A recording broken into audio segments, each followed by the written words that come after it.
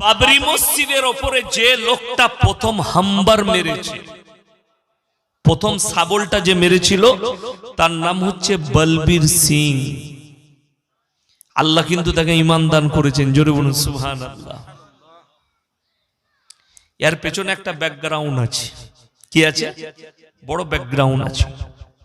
আমি আলেমটার নাম নেব না, যেহেতু ইউটিউবে রেকর্ডিং হচ্ছে। উত্তরপ্রদেশী একজন আলেম, আল্লাহ তিনার মেহনতকে কবুল করুক, বলুন আমিন। তিনি জেলও গেছেন। এখন আমি যদি প্রকাশ করি আপনাদের কাছে, আমার কাছে কতগুলো অমুসলিম ভাই ইসলাম কবুল করেছে, তো আমার নামে কেস ঠুকবে, কি তাই না? আমাদের দেশে নাম দিয়েছে কিছু ভাই, এটা লাভ জিহাদ, এই আপনার ধর্ম পরিবর্তন। তো দেখুন, আমি বলবো না যে আমি কতজন আমার কাছে ইসলাম কবুল করেছে, ওটা আল্লাহ জানে আর আমি জানি। দু বন্ধু মিলে কি করেছে? বাবরি মসজিদ ভেঙেছে। বলবীর সিং এর কালকে হিস্ট্রিটা আমি বার করেছিলাম মোবাইলে। তো তার বাবা তাকে নিষেধ করেছিল, দেখ আল্লাহর ঘর, আমি অনেক হিস্ট্রি পড়েছি। বলবীর সিং এর বাবা, মসজিদ ভাঙতে যাবি না বাপ, তুই এদের দলে যাস না। ছেলে কিন্তু আরএসএস এর দলে নাম লেখায়। তার বাবা বুঝায়, বলবীর সিং এর বাবা, যে এরা খুব উগ্রপন্থী, এই দলে যাবি না, তোর পরে ক্ষতি হবে। কিন্তু বেটা তখন ডুবে গেছে কিসে? তাদের বিদ্বেষমূলক বয়ানে, বক্তব্যই ডুবে গেছে। প্রথম হামবার চালিয়েছে, ভেঙেছে। তার একজন বন্ধুর নামটা আমি যদিও ভুলে যাচ্ছি, কালকে শুনলাম, পাশাপাশি বাড়ি, সে দুটো ইট এনেছিল। কি? বাবরি মসজিদের ইট, ভাঙা ইট, ভাঙার পরে যে ইট বেরোয় সেই ইট এনেছিল। তো এই বলবীর সিং জিজ্ঞেস করছে, কিসের জন্য এনেছিস? বলে ইট গুলোতে প্রত্যেক দিন সকাল সন্ধ্যা একবার করে পেশাব করব। জোরে বলুন নাউজুবিল্লাহ। দেখুন, আল্লাহর কুদরত ছাড়া কিছুই হতে পারে না। এই ছেলেটা পেশাবও করতে লাগলো। তো বলবীর সিং এর বাবা বাবরি মসজিদ ভাঙার পরে বললে, বাপ তোকে আমি আর বাড়িতে ঢুকতে দেবো না। তার বাবা কিন্তু ঢুকতে দেয়নি, তাকে বাড়িতে চলে যায়, তো অন্য কোথাও থাক। এই ছেলেটা বলবীর সিং বাইরে কোনো কানপুর ফানপুর কোন এলাকায় দিল্লিতে ছিল। তো এর কাছে খবর গেল যে তোর বাবা মারা গেছে। এর বাবা বলেছিল, আমার আন্তিক সংস্কার করার জন্য আমার ছেলে যেন আমাকে আগুন না দেয়, এবং আমার অন্তিম সংস্কার আমার সন্তানের হাত দ্বারা আমাদের ধর্ম মোতাবিক যেন না হয়, আমাকে নিয়ে গিয়ে পুড়িয়ে দেবে। বাবা মারা গেল, বৃদ্ধা মা আছে। বলবীর সিং বাড়িতে ফিরল। বাড়িতে ফেরার পর বললে, বাবা তুই তোর বাবাকে মেরে দিলি এইভাবে, তোর বাবার কথা শুনলি না, মসজিদ ভাঙলি, তোর বাবা তোকে বার করে দিল, তুই একমাত্র সন্তান, তো তোরা আমাকে তুই এমন ভাবে আঘাত দিলি, আমি তো জীবিত অবস্থায় তোর বাপকে তুই কেড়ে নিলি, তোর বাবা চলে গেল, আমিও মরে গেছি তোর জন্য। তো সে অনেক কষ্ট পেল বলবীর সিং। তারপরে তার বন্ধুর বাড়িতে গেল, সে কি করছে দেখি। তো তার বাড়িতে যখন গেছে, সে অবাক হয়ে গেছে। কি? তখন সেই লোকটা ইসলাম কবুল করে ফেলেছে। জোরে বলুন সুবহানাল্লাহ। তাকে দেখে অবাক, বলে, তুমি কি সেই ব্যক্তি যে ইটের উপরে পেশাব করেছিলে? বলে, আল্লাহর কসম করে বলছি, আমি যে কত বড় অন্যায় করেছি। আজকে আমি 4 মাস সফরে ছিলাম। কিসের সফরে? জামাতের সফরে ছিলাম। সফর করে ফিরলাম 1 সপ্তাহ হলো। আমি বুঝতে পেরেছি অনুতপ্ত, এমনকি আমার হাত দ্বারা আমার মাও কলমা পড়ে নিয়েছে। জোরে বলুন সুবহানাল্লাহ। তুমি কি করে ইসলাম কবুল করলে? বলে, আমি হঠাৎ অনেক রকমের খারাপ খারাপ স্বপ্ন দেখি, তো আমার কোনো পণ্ডিতরা এই স্বপ্নর ব্যাখ্যা দিতে পারেনি। আমি একজন মোল্লার কাছে গিয়েছিলাম, আমি মোল্লার নাম করব না, সেই আমাকে কালমা পড়িয়েছে এবং মসজিদ সম্পর্কে বুঝিয়েছে, আল্লাহর ঘর সম্পর্কে বুঝিয়েছে। তো বললে, তুই যাবি কি আমার সাথে? চল। বলবীর সিংকে নিয়ে গেল আল্লাহ বলবীর সিংকেও কবুল করে নিলেন, জোরে বলুন সুবহানাল্লাহ। এবং বলবীর সিং নিয়ত করলেন, আল্লাহ আমার মৃত্যুর পূর্বে পূর্বে আমি যেন 100টা মসজিদ তৈরি করে তারপরে আমার মৃত্যু দিও, জোরে বলুন সুবহানাল্লাহ। লোকটা 74টা মসজিদ তৈরি করেছিলেন, তিনি মারা গেছেন। এই গোধনপাড়া মাদ্রাসায় এসেছিলেন, সেই বছর আমার আব্বাজিরও দাওয়াত ছিলেন, তাই না? মাশাআল্লাহ, দেখুন ইনারা দেখেছেন। যদিও আমি লখনউতে জলসা করতে গিয়ে তার সঙ্গে মুলাকাত হয়েছে আমি আমার রাজ্যের বাইরেও আমি জলসা করতে যাই, দিল্লি, বোম্বাই, যে বাঙালিরা থাকে আমাদের বর্ধমানে, সব সোনা পার্টি, এম্বুটারি পার্টি, তারা আমাকে দাওয়াত দেয়। তো সেখানে আমি গিয়ে দেখলাম, তার সঙ্গে মুলাকাতও হয়েছে লখনউ। আর লখনউ আলিয়া ইরফানে আমি কিরাত পড়েছি দীর্ঘ 2 বছর, সব থেকে বড় ভারতের কিরাতের মাদ্রাসা, সেখানে আমি কিরাত পড়েছি 2 বছর। তো ওখানে আমি ওনার সাথে মুলাকাত করেছি। বাঙালিরা আমাকে জলসায় দাওয়াত দিয়েছিল, ওনাকেও দাওয়াত দিয়েছিল। বড় ভদ্র মানুষ ছিলেন। দেখুন, প্রথম যে হামবার চালিয়েছে সেই লোকটা কিন্তু ইসলাম কবুল করেছে। এর থেকে বড় জিনিস আর কিছু হতে আমাদের কাছে পারে না, জোরে বলুন সুবহানাল্লাহ। আর একটা নয়, আমি ইয়াসিন বলে যাচ্ছি, যদি ওই অযোধ্যার জায়গায়, মসজিদের জায়গায় 1000 নয় 1 লাখ মন্দির তৈরি করলেও আমরা বলবো এটা আমাদের মসজিদ। সকলে জোরে বলুন ইনশাআল্লাহ। আমাদের মন থেকে মিটবে না। যে মিডিয়াওয়ালে, যতগুলো মিডিয়াওয়ালা বলছো ভারতবর্ষ খুশি আছে, ভারতবর্ষের সনাতন ভাইরা খুশি হতে পারে, মুসলমানদের বুকের উপরে পাথর চেপে গেছে। আমরা খুশি নই। কেউ খুশি আছে? জোরে বলুন না। আমরা কেউ খুশি নই। কেন? বাবরি মসজিদ এমন একটা আঘাত। সুপ্রিম কোর্ট, দিল্লির ভারতের সুপ্রিম কোর্ট বলেছে, আমরা রায় দিচ্ছি এখানে কোনো মন্দির ছিল না, মসজিদ ভেঙে মন্দির ভেঙে মসজিদ হয়েছে, এরকম তথ্য আমাদের কাছে কিছুই নেই। তারপরেও বাবরি মসজিদকে শহীদ করা হয়েছে কিসে? নিজের বলবুতের উপরে, শক্তির দ্বারা, শক্তি প্রদর্শন দেখিয়ে। আল্লাহর কসম করে বলে যাচ্ছি, যারা আমার বয়ান শুনবেন কালকে ইউটিউবে, ফেসবুকে, আর যারা শুনছেন, আমার আল্লাহ ছাড় দেয়, ছেড়ে দেয় না। ছেড়ে আমার আল্লাহ দিবেন না। ফিরাউন বলেছিল, আল্লাহ রাব্বুকুমুল আলা, আমার থেকে বড় মাবুদ কেউ নেই, তোরা আমার কাছে চাইবি। আল্লাহ ফিরাউনের নিচুড়ে রস বার করে দিয়েছে। জোরে একবার বলুন সুবহানাল্লাহ। নমরুদ চেয়েছিল ইব্রাহিম নবীকে জ্বালিয়ে দেব আগুনের মধ্যে নিক্ষেপ করে।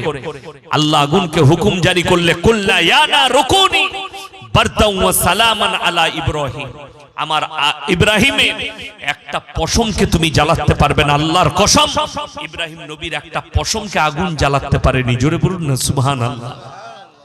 আর তোমরা কি করবে? যারা ভয় খাচ্ছেন, এই মাদ্রাসাগুলো মিটে যাবে, কোরআন মিটে যাবে, ইসলাম মিটে যাবে। তাদের ঈমান কমজোর, তাদের মধ্যে ইলমিয়াত নাই, তাদের মধ্যে ধর্মের কোনো, ইসলামের কোনো জ্ঞানই নেই, তাদের মধ্যে দ্বীনি শিক্ষা নেই, যার কারণে এই বিশ্বাস তাদের, ইসলাম মিটে যাবে। আমার আল্লাহ কোরআনে যেগুলো বলেছেন সত্য না মিথ্যা বাবা? আরো জোরে বলুন। সত্য যদি হয়, আমার আল্লাহর ওয়াদা আছে, ফালান তাজিদা লিসুন্নাতিল্লাহি তাবদীলা, কিয়ামত পর্যন্ত আমার কোরআনের বিধানের একটা জের জবরকে পরিবর্তন করার ক্ষমতা পৃথিবীর কোনো শক্তির নাই। জোরে বলুন সুবহানাল্লাহ। শুধু তাই নয়, এই কোরআন যে আপনারা বাড়িতে রেখেছেন, অনেক জনের বাড়িতে আলমারিতে কোরআন আছে না নেই? আছে। মাদ্রাসার আলমারিতে গিয়ে দেখুন কোরআন আছে। কোরআনে যারা মনে করছেন আল্লাহ এই কোরআনের পৃষ্ঠার মধ্যে, কাগজগুলোর মধ্যে আল্লাহ কোরআনকে হিফাজত করেছে, তাদের ভুল বোঝা হয়েছে। আল্লাহ কোরআনে ওয়াদা করেছেন, ইন্না নাহনু নাযালনা যিকরা ওয়া ইন্না লাহুল হাফিজুন, আমি আল্লাহ এই কোরআনকে অবতীর্ণ করেছি, আর কোরআনের হিফাজতের দায়িত্ব আমি আল্লাহ নিজে নিয়েছি। জোরে বলুন সুবহানাল্লাহ। কোরআন খুলেন, কি করে আল্লাহ হিফাজত করেছে? ভারতে আজকে নয়, 200টা বৎসর রাজত্ব করেছে ইংরেজের বাচ্চারা। করেছে না করেন? করেছে। তারা গোমতী নদীর তীরে গুজরাটে কয়েক লক্ষ কোরআনকে জ্বালিয়েছিল। মুহাদ্দিস আব্দুল আজিজ দেহলভী রহমতুল্লাহ আলাইহি তিনি বললেন, এই ইংরেজের বাচ্চারা, তোমরা যদি মনে করো 10 লাখ কোরআনকে জ্বালিয়ে, 1 লাখ কোরআনকে জ্বালিয়ে, 1 কোটি কোরআনকে জ্বালিয়ে কোরআনকে মিটিয়ে দেবো, তো তোমাদের স্বপ্নটা ভুল। বলে কেন? এই কাগজের মধ্যে আমার আল্লাহ কোরআনকে হেফাজত করেনি। আপনারা ডাকুন মাদ্রাসার একটা হাফিজে কোরআন তালবে ইলমকে, একটা 10 বছরের তালবে ইলমের সিনের মধ্যে আল্লাহ 30 পারা কোরআনকে গেঁথে দিয়েছে। জোরে বলুন নারায়ে তাকবীর, নারায়ে তাকবীর। এরপরে কার মাজাল আছে যে কোরআনকে মিটিয়ে দেবে? একটা হাফিজে কোরআন জিন্দা থাকলে আল্লাহর কসম 100 কোটি কোরআন ছেপে আবার চলে আসবে। যে আল্লাহ সিনের মধ্যে কোরআনকে গেঁথে দিতে পারেন, সেই কোরআনকে মিটাবার ক্ষমতা পৃথিবীর কোন শক্তির আছে? আপনার বিশ্বাস নেই, আপনি বিশ্বাস নিয়ে আসুন। চলুন, খুব ভালো করে বুঝবেন, গায়ে নেবেন না। আল্লামা ইকবাল লিখেছেন, ইস ঘর কো আগ লাগি ঘর কি চিরাগ সে। মুসলমান, তোমরা নিজের ঘরে নিজের আগুন ধরিয়েছো। এই ভারতের মাটিতে যতগুলো ইসলামের দুশ্মন আছে, একটাও হিন্দু ঘরে জন্ম লয়নি, সব মুসলিম ঘরে জন্ম নিয়েছে। তসলিমা নাসরিন কাদের ঘরের মেয়ে? মুসলমানের মেয়ে, বাংলাদেশে বাড়ি। জাস্টিস ইনায়েতুল্লাহ রাসূলের দুশ্মন, আল্লাহর দুশ্মন, কোরআনের দুশ্মন, দাড়ি টুপির দুশ্মন, মুসলমান ঘরে জন্ম নিয়েছে। সালমান রুশদি হারামখোরের আওলাদ, মুসলমান ঘরে জন্ম নিয়েছে, নামও রেখেছে মুসলমান। তারেক ফতেহি পাকিস্তানে জন্মগ্রহণ করেছে, এই হারামের আওলাদটা ভারতে ঠাঁই নিয়েছে। সে কি বলেছে জানেন মিডিয়ার সামনে? ইসলাম এক ক্যান্সার কি তারা বিমারি হ্যায়। নাউজবিল্লাহ বলেন, এ সকলে জোরে বলুন নাউজবিল্লাহ। ইসলাম এক ক্যান্সার কি তারা বিমারি হ্যায়। আল্লাহর কি কুদরত, আল্লাহ তাকে ক্যান্সারে আক্রান্ত করে মৃত্যু দান করেছেন। জোরে বলুন সুবহানাল্লাহ। তসলিমা নাসরিনের মতো হারামের আওলাদ বলেছিল ইসলাম একটা পঙ্গু ধর্ম। নাউজবিল্লাহ বলে, আল্লাহ কিন্তু তাকে পঙ্গু করে দিয়েছে। বেস্টে ক্যান্সার, দিল্লির ডাক্তাররা তার একটা বেস্টকে অপারেশন করে বাদ দিয়ে দিয়েছে। তুমি ইসলামকে পঙ্গু বলেছিলে, আল্লাহ তোমাকে পঙ্গু করেছে। জোরে বলুন না সুবহানাল্লাহ। আসাদ নূর বলে আর একটা হারামের আওলাদ জন্ম নিয়েছে বাংলাদেশে নতুন করে। প্রতিনিয়ত রাসূলকে গালি দিচ্ছে, আল্লাহর হাবিবকে গালি দিচ্ছে, কোরআনকে, আল্লাহকে গালি দিচ্ছে। আল্লাহ এদের মতো হারামের আওলাদের কাছ থেকে আল্লাহ মুসলমানকে হেফাজত করুক। জোরে বলুন আমিন।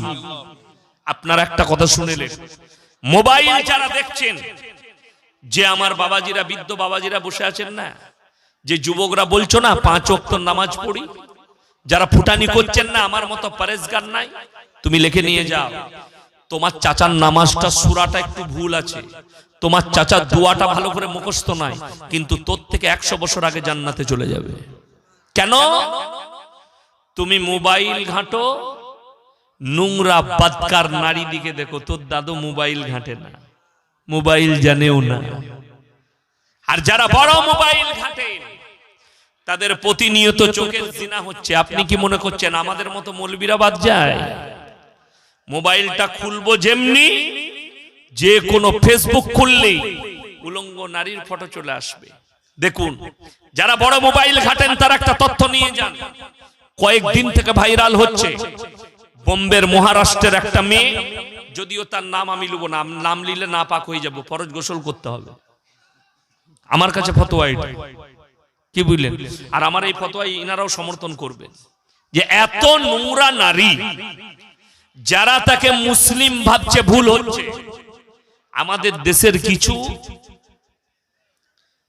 উগ্রবাদী তারা বোরকা পরে মুসলমান নাম রেখে তারা ফেসবুকে এসে বলছে मैं तो मुसलमान हूं, मैं राम मंदिर की उद्বোधन में जा रही हूं, पैदल जा रही हूं। শুনলেন? দলিল দিয়ে যাচ্ছি।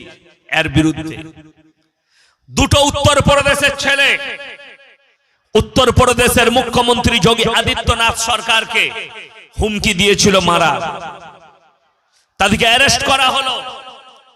বুলডোজার বেরিয়ে গেছে, আমাদের দেশের অন্ধভক্তরা নাম রেখেছে বুলডোজার বাবা। বুলডোজার বেরিয়ে গেছে, তাদের বাড়ির সামনে পৌঁছে গেছে।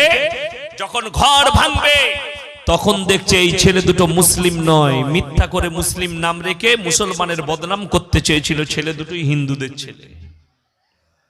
কথাটা বুঝাতে পারলাম? সেখান থেকে ডজার ঘুরে পালিয়ে বাবা আপ তো বেঈমান হ্যাঁ, अगर मुसलमान होता तो तोड़ देते। ওই ছেলে দুটো যদি মুসলমান হতো, আইএসআই থেকে শুরু করে পাকিস্তান থেকে শুরু করে সব আতঙ্কবাদীর সঙ্গে যোগ বেরিয়ে যেত। আপনারা বেখবর আছেন, আপনারা কিছুই জানেন না। ভারতের সংসদে কয়েকদিন আগে তিনটে যুবক হামলা এনেছিল, ভেতরে ঢুকে পড়েছিল। সেই তিনটেই হচ্ছে হিন্দুদের ছেলে, যার কারণে আমাদের দেশের কুত্তা মিডিয়াগুলো প্রচার করেন। প্রচার করে দিলে তো বদনাম হয়ে যাবে। এই আতঙ্কবাদীগুলো কোথা থেকে তৈরি হলো? কষ্টের বিষয়, আপনার ব্রেনে বীজ ঢোকানো হচ্ছে। বীজটা কি? এই বীজটা আলেম উলামাদের বিরুদ্ধে, মাদ্রাসার বিরুদ্ধে, দাড়ি টুপির বিরুদ্ধে বীজ প্রয়োগ করা হচ্ছে মুসলিম যুবতীর প্রতি, যুবক আর যুবতীদের প্রতি। আমি ইয়াসিন আপনাদেরকে অনুরোধ করে যাচ্ছি, বিশেষ করে আমার যুবক যুবতীরা যারা মোবাইল ইউজ করেন, যাদেরকে দেখছেন বোরকাওয়ালি, অথচ তারা বলছে मैं मुसलमान हूं लेकिन मैं तो राम मंदिर उद्बोधन में जा रही हूं, हरगिज ये मुसलमान नहीं है, ये तो काफिर है, ये काफिर है, कभी मुसलमान नहीं हो सकती। और जो मुसलमान है वो अल्लाह के सिवा किसी को माबूद नहीं मान सकता। আমরা সবাই এক আল্লাহকে মানি না, অনেকগুলো কথা বলেন একবার জোরে বলুন, রেকর্ডিং হচ্ছে। কাকে? এক আল্লাহকে আমরা বিশ্বাস করি, অনেকগুলো আল্লাহকে নয়, এক আল্লাহ। তাহলে কোরআনে আছে, যদি বলেন हम तो সেকুলার দেশ में, আজকে শুনেলেন আমাদের, আজকে আপনারা উলামাদিকে ছোট করার কারণে, আলেমদিকে স্থান না দেওয়ার কারণে আমাদের সমাজে কথা চলছে কার? একটা মাতাল নেতা, একটা গাঁজাখোরের, একটা জানোয়ারের, যার চরিত্র ঠিক নাই, সে হচ্ছে সমাজ পরিচালক। বলে দিই কেমন করে। আপনি খুলেন মোবাইল, আমাদের দেশের কিছু নতুন নতুন নেতা বেরিয়েছে, তারা বলছে ধর্ম যার যার, উৎসব সবার। কথাটা বুঝতে পারেন? এটা যদি সত্য হয়, কুরবানির সময় দাওয়াত দেবো, আমার গরুর ঠ্যাংটা ধরবি আয়। কথাটা বুঝতে পারেননি? আচ্ছা, এটা আমি হক বললাম না, না হক বললাম? বাবা হক কথা বললাম। যদি এটা তার ধর্মে আঘাত আনা হয়, যদি বলেন কোরআনের দলিল চাই, কোরআন খুলেন, লা ইলাহা ইল্লাল্লাহু ওয়া লা ইলাহা ইল্লাল্লাহ, হে নবী বলে দাও তোমরা দুটো নৌকায় পা দিবেন না। দু নৌকা বুঝেন? যে মেয়েটা বলছে मैं मुसलमान हूं, मैं जा रही हूं राम मंदिर, उसको कहना चाहता हूं मेरे बहन, इस्लाम कोई बिका हुआ धर्म नहीं, इस्लाम कोई दूसरे को मानने वाला धर्म नहीं है। जो लोग कहता है कि मैं मुसलमान हूं, उस सिर्फ और सिर्फ एक अल्लाह को मानते हैं। हम किसी धर्म को गाली नहीं देते, ये हमारा अखलाक नहीं है। আপনি বলুন, এতগুলো কথা আমি বললাম এতক্ষণ পর্যন্ত, কোন ধর্মকে গালি দিলাম? কথা বলে বলিনি, আর বলবও না। আমার নবীজি নিষেধ করেছেন কারো দেবদেবীকে গালি দিও না। আমি খালি আপনাদেরকে বুঝাচ্ছি, শুনেলেন। এরপরে যারা মন্দির ভেঙেছিল, বলতে হলে অনেক কথা বলতে হয়, যারা মন্দির ভেঙেছিল, যারা ছাগল চালিয়েছিল, তাদেরকে কিন্তু পূজা পাঠ করার জন্য ডাকা হয়নি, তাদেরকে এন্ট্রি দেওয়া হয়নি। যে লোকগুলো নিজের গায়ে শীতের কাদাও লাগতে দেয়নি, সেই লোকগুলো গিয়ে উদ্বোধন করছে। কথাটা বুঝতে পারেননি? মুকেশ আম্বানি, নীতা আম্বানি, অমিতাভ বচ্চন, বিগ বি আর যতগুলো আর্টিস্ট গেছে এরা আপনার কাছে। হে আমার যুবক, তোমরা যে আর্টিস্ট গুলোকে মুসলিম মনে করছো, এই হারামখোরের আওলাদরা একটাও মুসলমান নয় আমার কাছে ফতোয়া নিলে। আর যারা মুসলমান মনে করবে তার ঈমান চলে যাবার খাতরা আছে। আপনি মনে করছেন যে যাই করুক মুসলমান থাকবে? তাইলে আমাদের সমাজে সুদখোর কি অপরাধ করলো? মৌলবীরা প্রতিনিয়ত সুদের কথা বলেছে না বলেনি? আমরা বলছি সুদ খাওয়া হারাম, আমরা বলছি মদের ভাটিতে জীবন কাটিয়ে কি করে জান্নাতে যাবে। আমরা যদি এই পাপের কথা বলি, জিনা করার কথা বলি, আমরা শিরকের বয়ান করছি, আল্লাহ ব্যতীত অপরকে ঈশ্বর মাবুদ মনে করলে সেটা পাপ। তাহলে তুমি যে আর্টিস্টের ভক্ত, তুমি যে শাহরুখ খানের ভক্ত, সে হারাম করতো 5 কোটি টাকা দান করেছে, কথাটা বুঝতে পারেননি? আর তুমি তাকে মুসলমান মনে করো। আমি ইয়াসিন মনে করি না, আমি মনে করি না। যাদের আকীদা ঠিক নেই, সালমান খান তার বাড়িতে গণেশের পূজা হয়, তুমি তাকে মুসলমান মনে করো? তার পরিবারকে মুসলিম মনে করো? আমি মনে করি। শুনেলেন, আমি কিন্তু গোল আলু বক্তা নয়। আমি একটা জলসায় বলেছি, ফিল্মের একজন আর্টিস্ট একটা মুফতিকে বিয়ে করেছে, তার নাম হচ্ছে সানা খান। সেই মুফতির নাম হচ্ছে মুফতি আনাস, গুজরাটের বাসিন্দা, বড় লোকের ছেলে। আচ্ছা এটা বলুন, বড় লোকদের জন্য ফতোয়া আলাদা তো নাকি? এই দেখেন হাসছে আমার ভাইজান, ইনারাও হাসবে। বড় লোক, গরিব, ধনী, দরিদ্র সকলের জন্য ফতোয়া ইসলামে এক, কারোর জন্য আলাদা নয়। সে বড় লোকের ছেলে, সে বলছে मैं साना खान से निकाह कर लिया और मैं हनीमून में जा रहा हूं, तेरा जैसा मुफ्ती हमारे जेब में रहता है। এই মুক্তিগুলো সমাজের কলঙ্ক। আল্লাহ এদের গ্রেবানটা ধরে বিনা হিসাবে জাহান্নামে ঢুকাবে। যদিও এই দেওবন্দি আকীদা নিয়ে থাকে, তারপরও আমি শওকতের বেটা বলে গেলাম, এই ছেলেটা দেওবন্দি আকীদার ছেলে। আমি তারপরও বলে যাচ্ছি, নিজের বিবিকে পর্দায় না রাখতে পারার কারণে এই নিজের ইলমের আমল করেনি, এর ইলমটাই একে জাহান্নামে টেনে নিয়ে যাবে, রেহাই পাবে না। এতটুকু বইয়ের পেট হয়েছে সেটাও ফেসবুকে বলছে, हमारे बीवी के पेट में बच्चा है। হারামখোর, এটার নাম ইসলাম? কষ্টের বিষয়, তুমি ইসলাম বুঝতে পারো না। আরো একটু আগে নিয়ে যাই। আচ্ছা আপনারা বলুন, আমাদের এখানে মসজিদ আছে না নাই? আছে, আছে, নামাজ পড়ে এলাকার যারা এসছেন। আচ্ছা মসজিদে আপনাদের লেখা আছে বোর্ডে, যে কোনো মসজিদে, যে কোনো দলের মসজিদে, যে বড় লোকরা ফার্স্ট কাতারে দাঁড়াবে, তারপরে হাজী সাহেবরা, তারপরে একটু বড় লোকরা, তারপরে চাষিরা, তারপরে ভিক্ষুকরা, এরকম আছে? পৃথিবীর কোন মসজিদে নাই। জোরে একবার বলুন সুবহানাল্লাহ। গ্রামের কোটিপতি সে যদি ফার্স্ট কাতারে দাঁড়ায় উজু করে ফজরের সময়, আর একজন ভিক্ষুক যদি উজু করে আগে এসে সেই কোটিপতির পাশে দাঁড়ায়, ইসলামের হুকুম হচ্ছে তুমি তাকে পেছনে করতে পাবে না। জোরে বলুন সুবহানাল্লাহ। আমার আল্লাহ মসজিদের মধ্যে জাত বিচার করেনি, আর এরা ধর্মের মধ্যে জাত বিচার করে। জোরে বলুন নারায়ে তাকবীর। ইসলামে কোন রকমের জাত বিচার নেই। ইসলাম জাত বিচার দেয়নি, মসজিদ থেকে প্রমাণ দিয়েছে। তুমি যদি উজু করে বাদশা ফরহাদের পাশে প্রথম দাঁড়াও, পৃথিবীর কেউ নিষেধ করতে পাবে না। শুনে যান, আমার বয়ান যদি কোনো অমুসলিম ভাই শোনার জন্য আসেন, আমাকে অনেক হিন্দু ভাইরা ফলো করে বয়ান শুনে। কালকেই আমি মেদিনীপুরে এক জায়গায় বাজারে দাঁড়িয়েছিলাম, আমার সঙ্গে সালাম দিচ্ছে। আজকে কাটুয়া ঘাটে যখন বিকালে পার হচ্ছে আমি সন্ধ্যাবেলায়, তো একজন আমার সঙ্গে মুলাকাত করলো, আসসালামু আলাইকুম হুজুর। আমি বললাম মুসলিমদের ছেলে, ওয়ালাইকুম সালাম। তারপরে বললেন যে স্যার একটা রাগ করবেন না। কি হয়েছে বাবা? বলে স্যার আমি না হিন্দুদের ছেলে। আমরা আচ্ছা। বলে আমি আপনার বয়ান না শুনে ঘুমাই না। আমি তাকে দোয়া দিলাম, আল্লাহ তোমাকে ইসলামের জন্য কবুল করুক। জোরে বলুন আমিন। দেখুন যারা আমার বয়ানকে ফলো করেন, যে অমুসলিম ভাইরা তারা শুনে যান, আজকেই যদি কেউ বলে লা ইলাহা ইল্লাল্লাহ, কলমা পড়ে মুসলমান হয়, ফজরে ফাঁস কাতারে দাঁড়াতে পাবে, তুমি দুয়া জানো আর সূরা জানো আর না জানো, ফাঁস কাতারে মাথা ঠুকতে পাবে, পৃথিবীর কোনো মৌলবি বলতে পাবে না, কোনো মুসল্লি বলতে পাবে না তো আজকে কলমা পড়েছিস পেছনের কাতারে যা। ঠিক কি না কথা বলেন? জোরে বলুন সুবহানাল্লাহ। ইসলামে আল্লাহ মসজিদে দেখিয়ে দিয়েছে জাত বিচার নেই, জাত বিচার নেই। আচ্ছা, মাদ্রাসায় খানা খাওয়াচ্ছে না খাওয়াই? খাওয়াচ্ছে না খাওয়াইনি? খাওয়াচ্ছে। টেবিল চেয়ারে খাওয়াচ্ছে না খাওয়াইনি? এক একটা টেবিলে কজন করে বসছে? 4 জন। আচ্ছা, ওখানে লিখে দিয়েছে বড় লোকরা এক সাইডে বসবি, গরিবের এক সাইডে। এটার নাম ইসলাম। জোরে বলুন সুবহানাল্লাহ।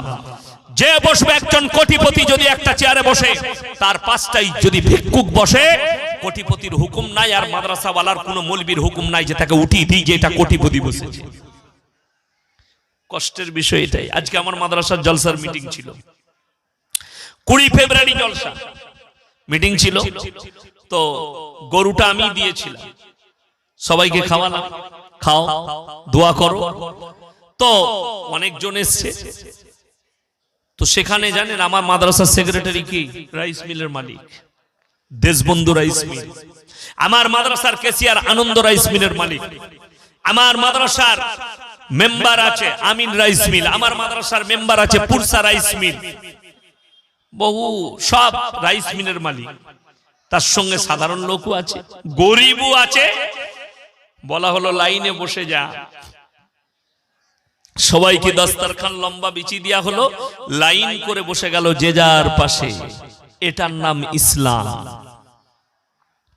জাত বিচার নেই ইসলামে। বাকি শুনেলেন, পুরীর জগন্নাথ মন্দিরে ধর্মের সূত্রে হিন্দু না হলে প্রবেশ করতে পাবে না। ইন্দিরা গান্ধীকে রুখে দেওয়া হয়েছিল ফিরোজ গান্ধীকে বিয়ে করার কারণে। থাইল্যান্ডের রাজকুমারীকে প্রবেশ করতে দেওয়া হয়নি জন্মসূত্রে হিন্দু নই বলে। কিন্তু আমি আল্লাহর কসম করে বলছি, এক্ষুনি যদি কোনো দলিত, কোনো আদিবাসী ভাই, কোনো দাস, কোনো মুচি, কোনো বাদ্দি কলমা পড়ে নেয়, তুমি যদি মুসলমান হও, কালকে তুমি আমার পাশে বসতে পাবে, আমার পাশে দাঁড়াতে পাবে। জোরে বলুন সুবহানাল্লাহ। আমাদের দেশে বিশেষ করে আমি পশ্চিম বাংলার কথা বলছি, অনেক নম মুসলিম বক্তা আছে না নাই? আছে। সাগরদিঘিতে একজন আছে, আমি চিনি, তার নাম হচ্ছে হাবিবুল্লাহ রাজেন্দ্র প্রসাদ। হিন্দু থেকে মুসলিম হয়েছে, তাকে আমরা স্টেজে জায়গা দিয়েছি না তাই না? এটার নাম ইসলাম। কালকে আমি তাকে চিনি না, মিটিনো ভাইপোকে আমি চিনি না। তো শুনেন, ওগুলো আনকমন কমেন্ট গুলো বলছি, যেগুলো বুজুর্গিয়াতি এনেছে, যারা দিনের উপরে টিকে আছে। মিঠুনে ভাইপোকে কিন্তু এখন খুঁজে পাওয়া যাচ্ছে না, মালটা কোথায় আছে। হ্যাঁ, শুনেলেন। এরপর আপনাকে বলি, মেদিনীপুরে একজন ছিল আব্দুর রাজ্জাক রাত, মেদিনীপুরি, ব্রাহ্মণদের ছেলে, ইসলাম কবুল করেছিল। জোরে বলুন সুবহানাল্লাহ। আমি তখন বাচ্চা ছেলে, স্কুলে পড়ি। আমার আব্বাজি মাদ্রাসার জলসায় এনেছিলেন। কালকে আমি উনার এলাকায় ছিলাম, একবারই উনার এলাকায় 2-4টা গ্রামের পরে আমি জলসা করেছি। তো শুনেন, তিনি মারা গেছেন, আল্লাহ জান্নাতি করুক, বলুন আমিন। দেখুন, এরকম হাজারো বক্তা আমাদের দেশে নও-মুসলিম। 24 পরগনায় একজনের বাড়িতে খেলাম, তার নাম হচ্ছে পাপ্পু যাদব। ইউটিউবে দেখে নেবেন, বক্তার নাম কি বললাম? পাপ্পু যাদব। ও 24 পরগনায় বাড়ি, দক্ষিণ 24 পরগনায়। আমি তার বাড়িতে খানা খেলাম। কি বুঝলেন? কেন? ইসলামে জাত বিচার নাই। সে ইসলাম কবুল করেছে, সে যেই হোক, যাদব হোক আর যাই হোক। এখন আর কিন্তু যাদব নাই, এখন কি? এক মুমিন আর এক মুমিনের ভাই ভাই। জোরে বলুন না সুবহানাল্লাহ। এটার নাম ইসলাম। আমরা এটার উপরে আমল করি যে এক মুসলমান আর এক মুসলমানের ভাই ভাই। জোরে বলুন সুবহানাল্লাহ। সবাই নিজেকে মনে করবেন, বলুন ইনশাআল্লাহ। আজকে মুসলমান পেছিয়ে কেন? কেন আপনারা পেছিয়ে যাচ্ছেন? দুটো কারণ।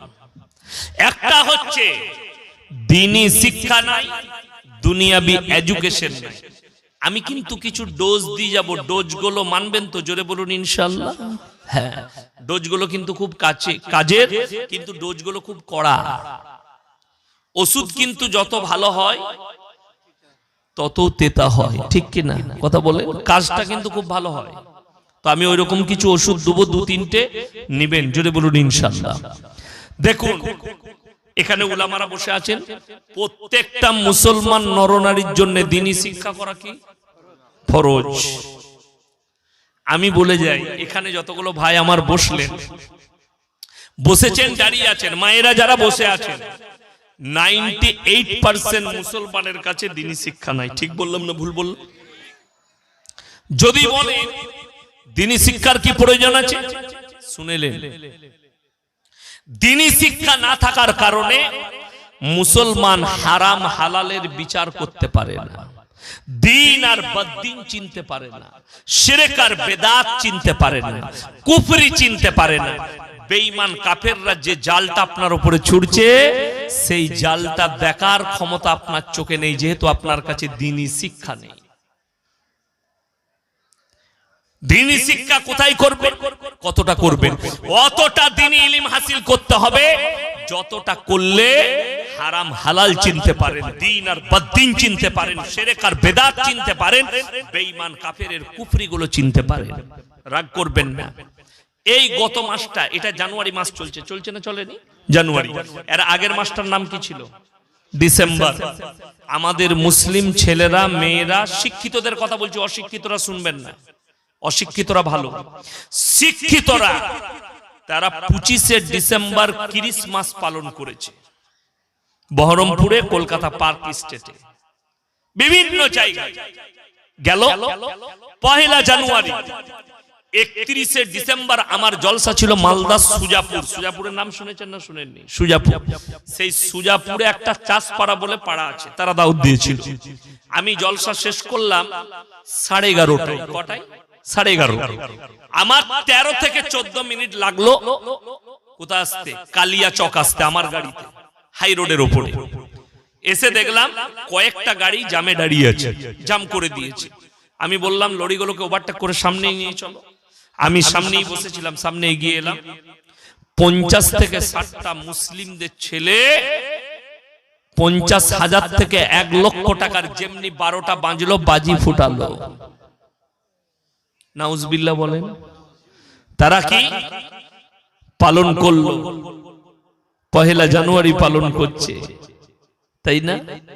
ইসলামে 1 জানুয়ারি যদি বলেন পালন করা চলবে। আচ্ছা, আমি বলে যাচ্ছি, এখানে যতগুলো মানুষ বসে আছেন, রাগ করবেন না বাবা, যদি চ্যালেঞ্জ দেন আমি অ্যাকসেপ্ট করব। 100 জনের মধ্যে আশা করি 95 জন আরবি 12টা মাসের নাম জানে না। ঠিক বললাম না হুজুর? কি বলছেন? ঠিক বললাম না ভুল বললাম? 98টা। কিন্তু আমাদের মায়েরা, ছেলে যখন 5 বছর বয়স হয়, তাকে প্রথম শিক্ষা কি দেয় জানেন? জানুয়ার। বল জানুয়ারি, জানুয়ারি, উ জানুয়ার, ও কু জানুয়ার তৈরি করছে। 1 মুহররমটা শিখাতে পারে না। অথচ জানুয়ারিটা বরকতপূর্ণ মাস নয়। হাদিসে এসেছে মুহররমের মাসটা বরকতপূর্ণ মাস। জোরে বলুন সুবহানাল্লাহ। এর বড় ফজিলত আছে হাদিসে, নবীজি বর্ণনা করেছে। অথচ তুমি এই মুহররম মাসের ফজিলত বুঝলে না, বড় কষ্টের বিষয়। আরবি মাসগুলোই প্রতি মাসের চাঁদে 3টে করে নফল রোজা আছে, আছে না নাই? নেকি পাওয়া যায় না যায় না? নেকি পাওয়া যায়। আচ্ছা বলুন, জানুয়ারি মাসে রোজা আছে? কথা বলেন। দেখেন হাসছেন, মৌলভী সাহেবরা হাসছেন, আমার ভাইরা হাসছেন। জানুয়ারি মাসে রোজা নেই। মুসলমান ছেলে জানুয়ারি মাস পালন করছে, মেরি ক্রিসমাস বলে। যিশু খ্রিস্টের জন্মদিন নয়, হারাম করে আওলাদরা খ্রিস্টানরা বলে আজকের দিনে কি আল্লাহ বেটা পয়দা করেছে। জোরে বলুন নাউজুবিল্লাহ। খ্রিস্টানদের ঈমান তখন ধ্বংস হয়েছে। ওই জন্য আমার একটা জলসাই আছে, আপনাদের পার্শ্ববর্তী দেশ বাংলাদেশের প্রধানমন্ত্রী, তিনি একটা বায়ানে বলেছিলেন যে কিছু মৌলবি বলছে আমার ছেলে নাকি খ্রিস্টানদের মেয়েকে বিয়ে করেছে। এটা ঠিক কথা, খ্রিস্টানদের মেয়েকে বিয়ে করেছে। খ্রিস্টানরা আহলে কিতাব, আহলে কিতাবের বাইরে নয়, এটা উনি বলেছেন। ওই জন্যই বলা হয়, শুনেলেন, আমার কাছে একটা তথ্য লেন, মায়েরা রাগ করবেন না। একটা মেয়ে যদি MA পাস করে আর একটা ছেলে 8 পাস হয়, তার থেকে 8 পাস ছেলেটার বুদ্ধি অনেক বেশি। কথা বলে না? বাস্তব বলছে, এটা বাস্তব। বুদ্ধিতে কাঁচা, বিবেকে কাঁচা। জ্ঞান বেশি থাকতে পারে, সাধারণ জ্ঞান কম হবে। ওই জন্যই তো এই ভাষাটা বলেছে। লোকে মূর্খ বলছে, মৌলবীরা তাকে খারাপ বলছে, আমরা তাদেরকে নোংরা বলছি। কেন? খ্রিস্টান আহলে কিতাব থেকে বেরিয়ে গেছে। যেদিন বলেছে ঈসা আল্লাহর বেটা, সেদিন থেকে তারা আহলে কিতাব নাই, কাফের হয়ে গেছে।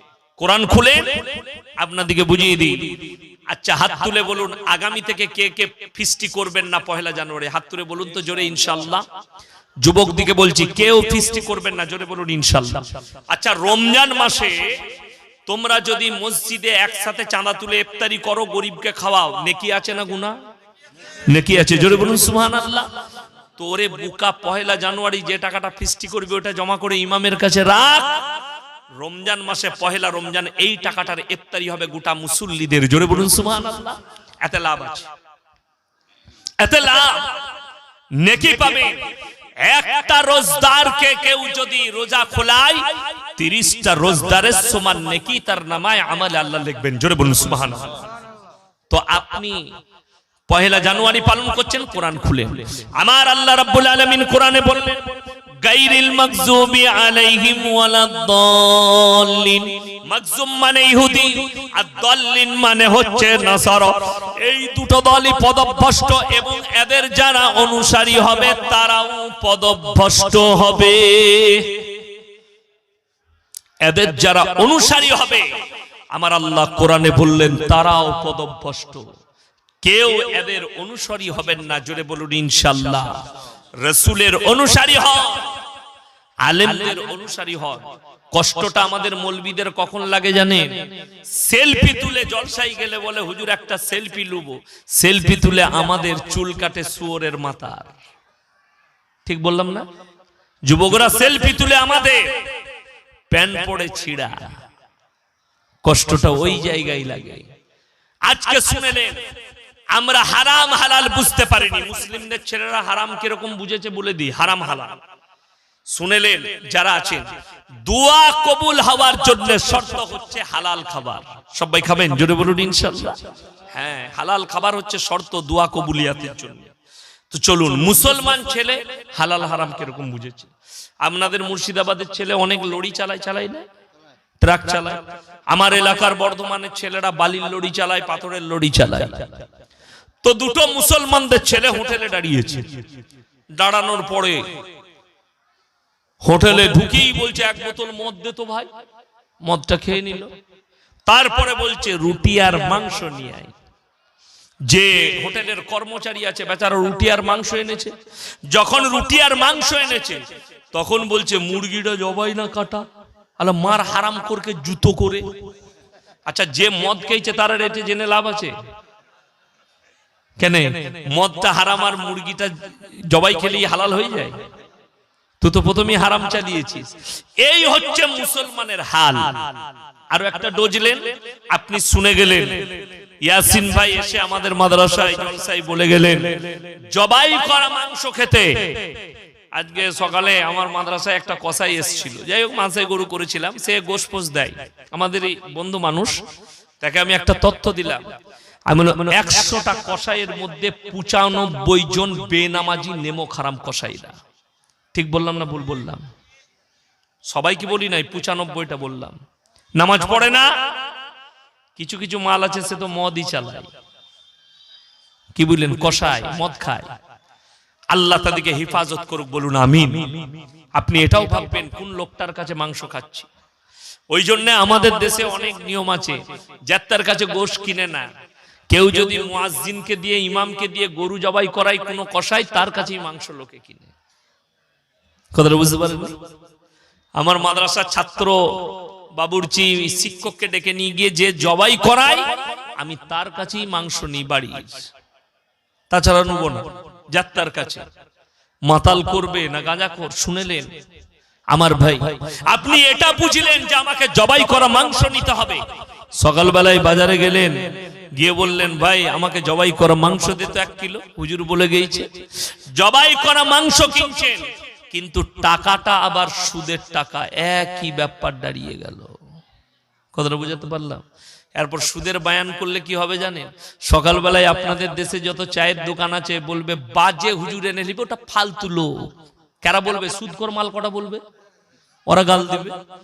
অসুবিধা কিছু নাই, আমি এমনি গাল খাওয়া বক্তা, তোমরা গাল দাও, আমি দোয়া দেবো তোমাদের লেগে, আল্লাহ তোমাদেরকে হিদায়াত দেখ। এর থেকে বড় দোয়া আমার কাছে আর কিছু নেই। আমার আল্লাহ রাব্বুল আলামিন কোরআনে বললেন ওয়া হাল্লাল্লাহুল বাইয়া ওয়া হাররামার রিবা, হে আমার নবী বলে দাও ব্যবসাকে হালাল করেছি আর তোমাদের জন্য সুদকে হারাম করেছি। কেউ যদি 1 টাকা সুদ খায় নিজের মায়ের সঙ্গে 36 বার জিনা করার সমান পাপ হবে। নাউজুবিল্লাহ বলেন। যারা সুদ খান তাদেরকে অনুরোধ করে আমি বলে যাচ্ছি, বিনতি করে হারাম ইস্তেগফার করলেন, জীবনে আর সুদ খাবো না। 1 টাকা সুদ খেলে মায়ের সঙ্গে 36 বার জিনা করার সমান পাপ হবে। আপনাদেরকে বলে দিই, সুদ খেলে দিয়ে টাকা করে নিলে সুখ পাওয়া যাবে? টাকায় সুখ আছে? যাদের মনে হচ্ছে টাকায় সুখে, মৌলবীরা কি জানে, তারা শোনেন, টাকায় যদি সুখ হয় সকালবেলায় উঠে একবার কলকাতা চলে যান, ট্রেন ধরে বেলডাঙ্গা থেকে নাইলে বহরমপুর থেকে প্রেসিডেন্ট জেলে গিয়ে পার্থবাবুকে জিজ্ঞেস করে আসুন, স্যার টাকায় কত সুখ। কথাটা বুঝতে পারেননি? উনি বলবেন, বেরোবে আমার যা হচ্ছে তা আমি জানি। কথাটা বুঝতে পারেন? ডাল আর পুরা রুটি এই জুটছে। বীরভূমের বাগের বাচ্চা অনুব্রত বাবু, কে বুঝলেন? একদিন আমাদের শক্তিগড় ল্যাংচার বিখ্যাত বর্ধমানের শক্তিগড়ের নাম শুনেননি?